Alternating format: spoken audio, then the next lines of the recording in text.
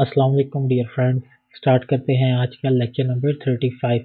तो जो lecture number 35 है वो है continuation of Islamic economic system का। तो जी हमारा लेक्चर नंबर 35 का जो फर्स्ट टॉपिक है वो है can the Islamic state levy modern taxes के जो इस्लामिक स्टेट है वो इम्पोज कर सकती है या जो टैक्स है वो ले सकती है जो आजकल हम लोगों पर टैक्स आयद होते हैं। तो जी ये आजकल का बहुत ही हॉट टॉपिक है क्योंकि दिन ब दिन जितनी भी महंगाई होती जा रही है या जो वर्ल्ड है वो ग्लोबलाइज होता जा रहा है, तो ये इशू जो है वो रेज हो रहा है कि स्टेट जो है वो अपने रिसोर्सेज जो है उनसे अपना रेवेन्यू जो है वो जनरेट नहीं कर पाती। इस वजह से उसे जो टैक्स हैं वो ज़्यादा इम्पोज करने पड़ते हैं।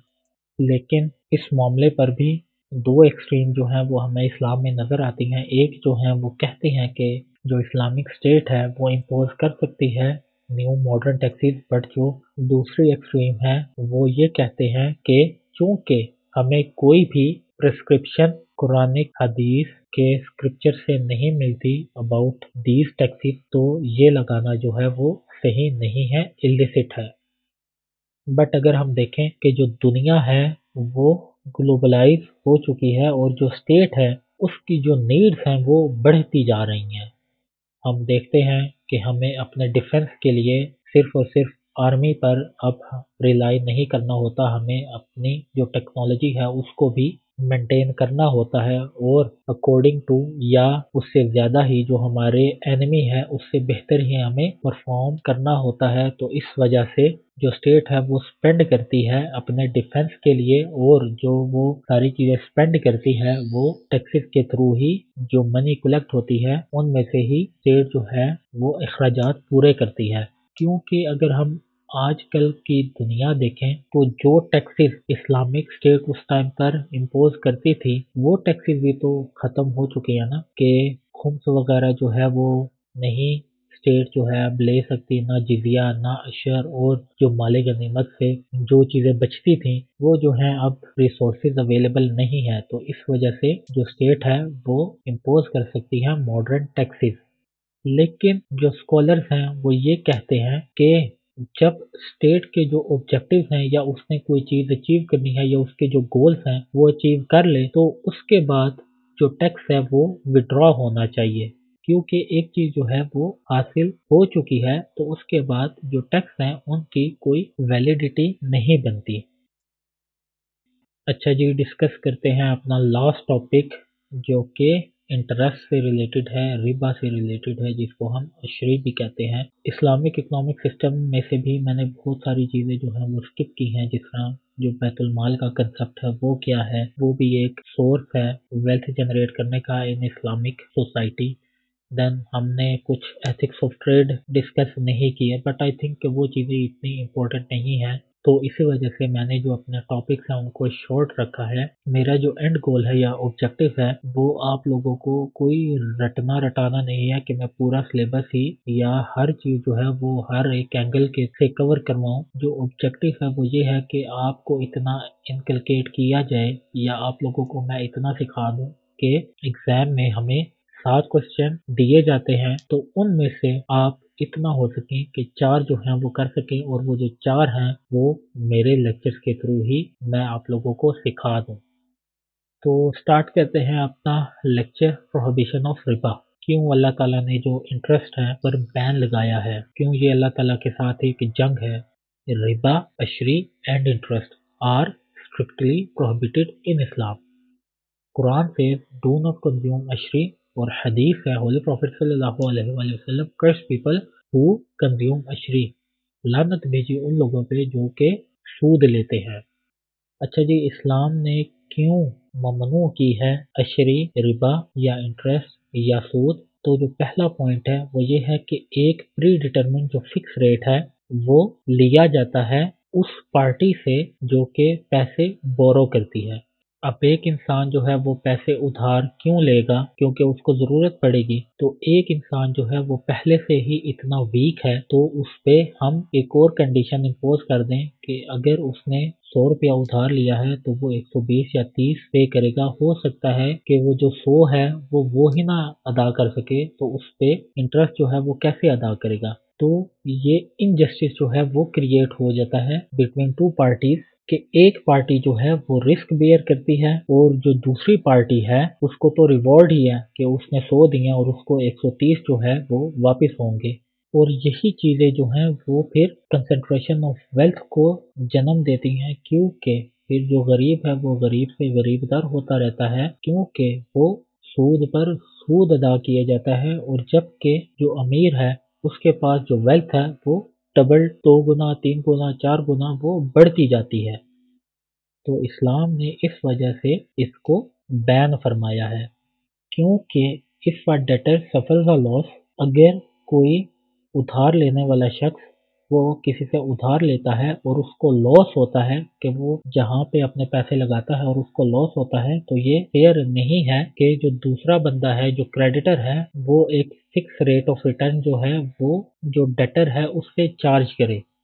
اور اسی طرح اسلام نے اس چیز کو بھی انفیئر کیا ہے کہ اگر کوئی انسان 100 روپیہ لیتا ہے کسی سے اور وہ اس 100 سے اس 100 کو 1000 گنا میں تبدیل کر دیتا ہے، تو یہ کریڈیٹر کے لیے بھی انجسٹ ہے، کیونکہ اس نے جو ساری محنت ہے یا جو پیسہ بنایا ہے وہ تو اپنے کریڈیٹر سے بنایا ہے، اس کے پیسوں سے بنایا ہے، اور وہ کیوں پھر جو پروفٹ ہے اس کا اکیلا مالک بنے؟ تو اسی وجہ سے اسلام نے جو ہے وہ ربا کو بین فرمایا ہے۔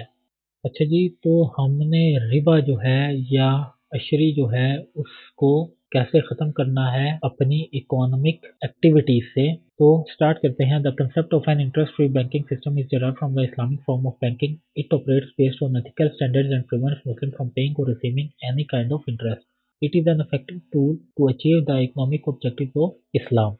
تو اگر ربا فری اکانومی سے کوئی کوشچن آتا ہے یا اسلامک فائنینشیل سسٹم سے کوئی کوشچن آتا ہے یا اسلامک بینکنگ سسٹم سے کوئی کوشچن آتا ہے، تو آپ نے کیا کرنا ہے؟ سب سے پہلے جو انٹرسٹ ہے اس کو ڈیفائن کرنا ہے، دین وہ اس پہ کیا پروہیبیشنز ہیں یا اس پہ کیوں اللہ تعالیٰ نے اتنے سخت احکام بیان فرمائے ہیں یا رسول اللہ صلی اللہ علیہ وآلہ وسلم نے اتنے سخت الفاظوں میں اس کی تردید کی ہے، تو آپ تھوڑا سا اس کو بیان کریں گے۔ اور دین جو اسلام پرووائڈ کرتا ہے یا آج کل جو بینکنگ ہے اسلامک بینکنگ ہم دیکھتے ہیں، میزان ہے اور بہت سارے ایسے ہیں، وہ ربا فری اکانومی کو ریوائیو کرنے کی بات کر رہے ہیں، تو آپ نے ان کے جو میتھڈز ہیں وہ دین لکھنے ہیں۔ تو ڈسکس کرتے ہیں methods. The first one is مداربہ، اس کو کہتے ہیں profit اور loss sharing. An Islamic finance technique in which a lender or investor and a borrower or investment manager establish a profit sharing partnership to undertake a business or investment activity.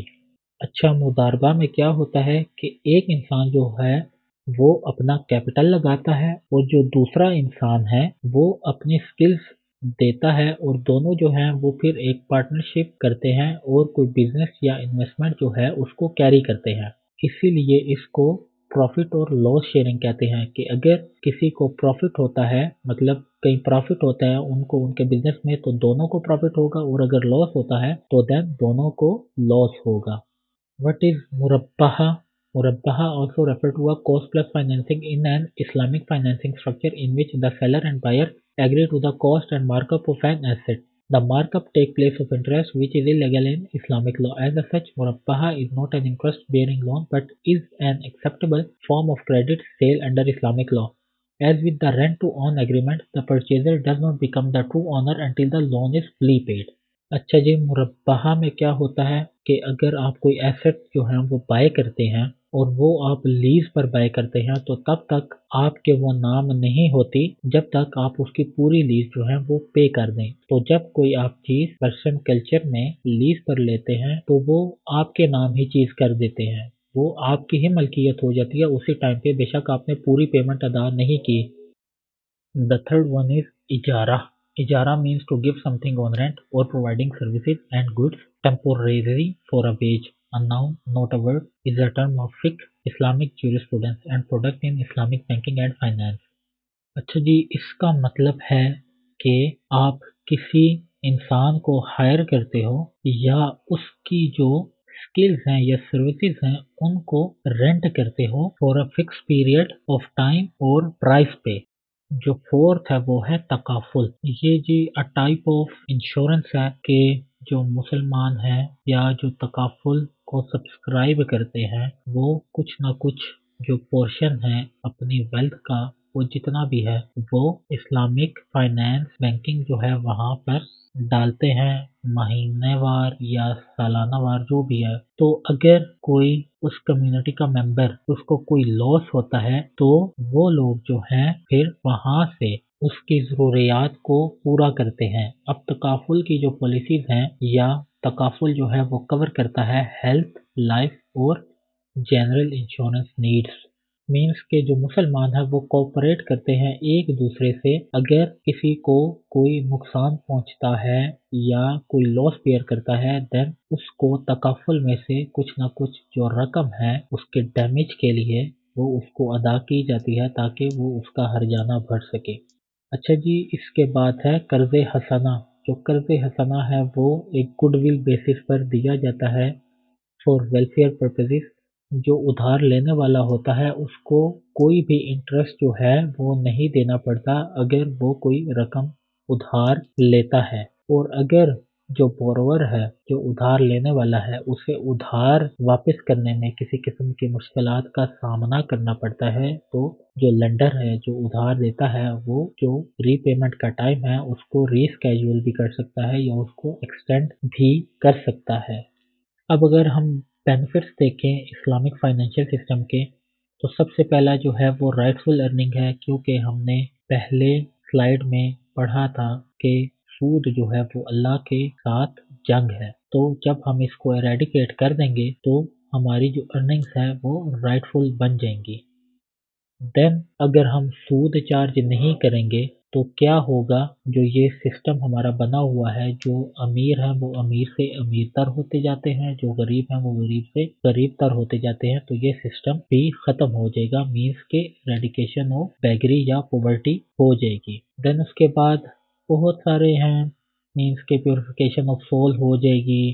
پھر جو ہمارا social welfare ہے کا system ہے وہ اور زیادہ consolidate ہوگا، اور جب لوگ جو ہیں وہ سود نہیں دیں گے تب وہ چیریٹی زیادہ کریں گے اور زیادہ کریں گے، یا وہ زکوٰۃ جو ہے وہ اور زیادہ نکالیں گے، فطرانہ جو ہے وہ اور زیادہ نکالیں گے۔ تو اگر ہم انٹرسٹ کو ختم کر دیں گے تو جو باقی اسلامک ریونیو کے جو سورسز ہیں وہ اور زیادہ کنسولیڈیٹ ہوں گے، کیونکہ انٹرسٹ ہی ہم لوگوں کو اتنا ادا کرنا پڑتا ہے کہ ہم پھر جو اپنی زکوٰۃ ہے، چیریٹی ہے یا فطرانہ ہے وہ ہم اس میں کنسیشن کر لیتے ہیں، بہت کم ادا کرتے ہیں۔ تو جب اسلامک فائنینشیل سسٹم ہے وہ امپوز ہو جائے گا تو جو اسلامک ریونیو کے سورسز ہیں، جنریشن سورسز ہیں، وہ کنسولیڈیٹ ہوں گے اور جو اسلامک سوسائٹی ہے وہ اور زیادہ پراسپر ہوگی۔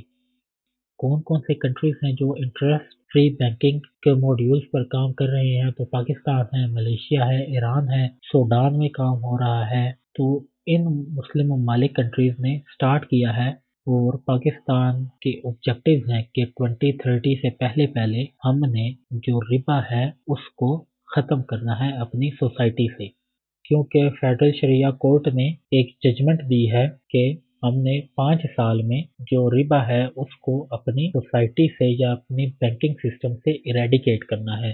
تو اس ٹاپک کو بھی میں نے کور نہیں کیا کہ کیا ججمنٹ تھی، کن بیسس پر ججمنٹ دی گئی، تو وہ میں آپ کو تلقین کروں گا کہ ایک دفعہ پڑھ لیں۔ کوئی بھی آرٹیکل ہے، بلاگ ہے related to federal Shariah court verdict regarding riba free economy, تو بہت سارے آرٹیکل جو ہیں وہ نکل آئیں گے۔ تو میں آپ کو پریفر کروں گا جو ڈان سے ریلیٹڈ آرٹیکلز ہوں گے یا جو اور بھی اوتھینٹیکیٹڈ ویب سائٹس ہیں وہاں سے آپ پڑھیں، تو میں بھی ہو سکتا ہے کہ اس سال اس سے ریلیٹڈ کوشچن آ جائے، یا وہ میتھڈز آف اسلامک بینکنگ سے کوشچن آ جائے، تو آپ کو ایک اچھی بلی گرپ ہونی چاہیے۔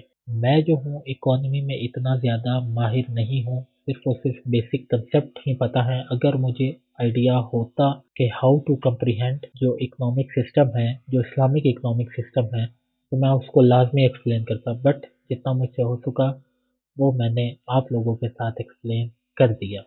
और अगर आप लोगों को कोई चीज़ समझ नहीं आई तो आप मुझे कमेंट सेक्शन में बता सकते हैं, तो मैं आपको उसका आंसर दे दूंगा या अलग से एक वीडियो बनाकर आप लोगों के साथ शेयर कर दूंगा। बट आई थिंक कि जितना मुझे पता था वो मैंने बता दिया है। और अगर आपको फिर भी मीन्स के समझ नहीं आया, क्योंकि मुझे आइडिया है कि मैं उतना अच्छा परफॉर्म नहीं करता जो इकोनॉमिक एम्बिट है उसमें, तो आप कोई और वीडियो या कहीं से भी कोई और गाइडेंस जो है वो ले सकते हैं। और लास्ट में मैं फिर से बताता चलूँ कि कोई टॉपिक जो है वो मुझसे मिस हो गया है, वो मैंने जानबूझकर ही मिस किए हैं क्योंकि वो इतने इम्पोर्टेंट नहीं है। और जहाँ तक रही एमसीक्यूज की बात, तो वो मैं आप लोगों के साथ शेयर करता रहूँगा Aahista Aahista. Thank you very much.